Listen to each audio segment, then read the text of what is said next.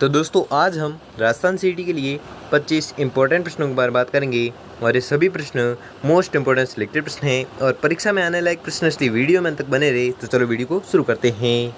तो आपका पहला सवाल है कि निम्नलिखित में से कौन सा एक सुमेलित नहीं है। तो वह सुमेलित नहीं है बाणगंगा और खमनोर पहाड़ियाँ। ये ऑप्शन है जो सही सुमेलित नहीं है, इसलिए आपका राइट आंसर हो जाएगा ऑप्शन नंबर सी।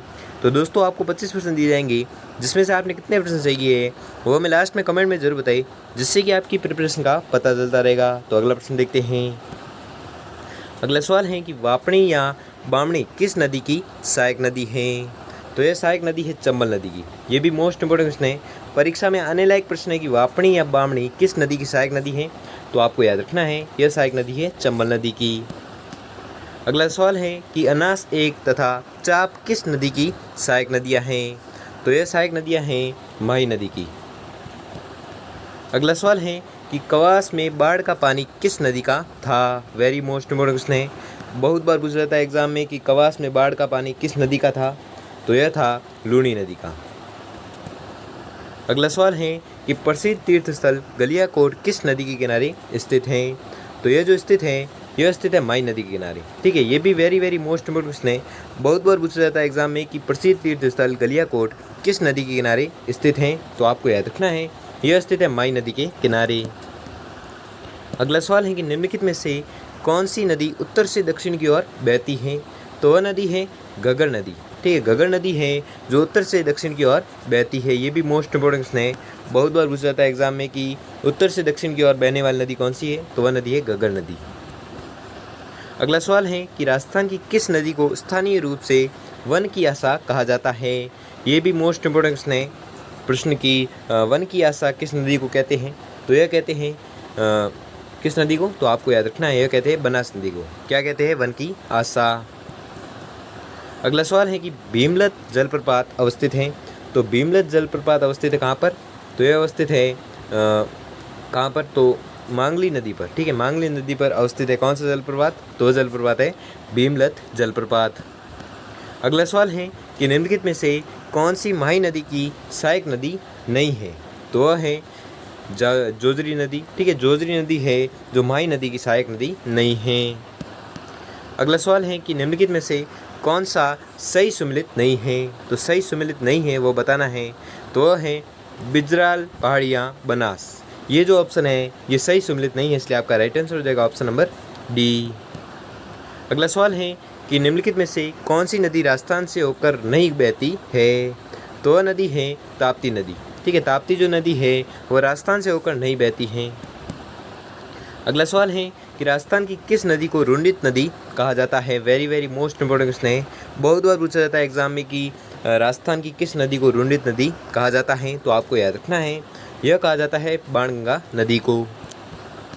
अगला सवाल है कि निम्नलिखित में से कौन सा सुमेलित नहीं है। तो वह है बाणगंगा सेवर पहाड़ियाँ। ठीक है, ये जो हैं ये सही सुमेलित नहीं है, इसलिए आपका राइट आंसर हो जाएगा ऑप्शन नंबर सी। अगला सवाल है कि निम्नलिखित में से कौन सी नदी राजस्थान के आंतरिक अपवाह तंत्र से संबंधित नहीं है। तो वह नदी है डाई नदी। अगला सवाल है कि वाकल, मेसुरा और हथमती सहायक नदियाँ हैं। तो किसकी सहायक नदियाँ हैं। तो यह सहायक नदियाँ हैं साबरमती नदी की। अगला सवाल है कि परवन, निवाज और साहू सहायक नदियाँ हैं। तो किसकी सहायक नदियाँ हैं। तो यह सहायक नदी है काली सिंध की। अगला सवाल है कि जवाई नदी किन दो जिलों की सीमा बनाती हैं। तो यह सीमा बनाती हैं पाली एवं सिरोही जिले की।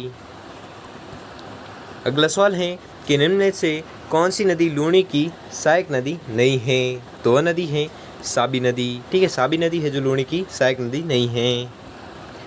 अगला सवाल है कि निम्नलिखित बेसिन में कौन सा उत्खात भूमि स्थलाकृति के लिए प्रसिद्ध है। तो यह प्रसिद्ध है चंबल बेसिन।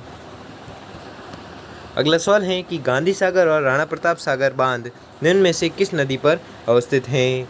तो ये दोनों बांध अवस्थित है किस नदी पर। तो चंबल नदी पर। ये भी मोस्ट इंपोर्टेंट क्वेश्चन है, बहुत बार पूछा जाता है एग्जाम में कि गांधी सागर और राणा प्रताप सागर बांध है जो किस नदी पर अवस्थित है। तो यह अवस्थित है चंबल नदी पर। अगला सवाल है कि निम्नलिखित में से वह जिला जहाँ 3 नदियों का संगम होता है। तो वह जिला है डूंगरपुर। ठीक है, डूंगरपुर वह जिला है जहाँ पर 3 नदियों का संगम है जो होता है। ये भी मोस्ट इम्पोर्टेंट क्वेश्चन है। अगला सवाल है कि बजाज सागर बांध किस नदी पर बना हुआ है। Very very most important question है, बहुत बार पूछा जाता है एग्जाम में कि बजाज सागर बांध है जो किस नदी पर बना है। तो यह बांध बना हुआ है माई नदी पर। अगला सवाल है कि कुराल नदी का संबंध निम्नलिखित में से राजस्थान के किस जिले से है। तो इसका जो संबंध है वह है बूंदी जिले से। किस नदी का? तो कुराल नदी का। अगला सवाल है कि निम्न में से कौन सी नदी का अपना संपूर्ण प्रवाह राजस्थान में ही सीमित है। तो यह सीमित है बनास नदी का। अगला सवाल है और ये आज का अंतिम सवाल है कि निम्न में से कौन सी नदी सांबर झील में मिलती है। तो वह नदी है मेड़ा नदी। ठीक है, मेड़ा नदी है जो सांबर झील में मिलती है।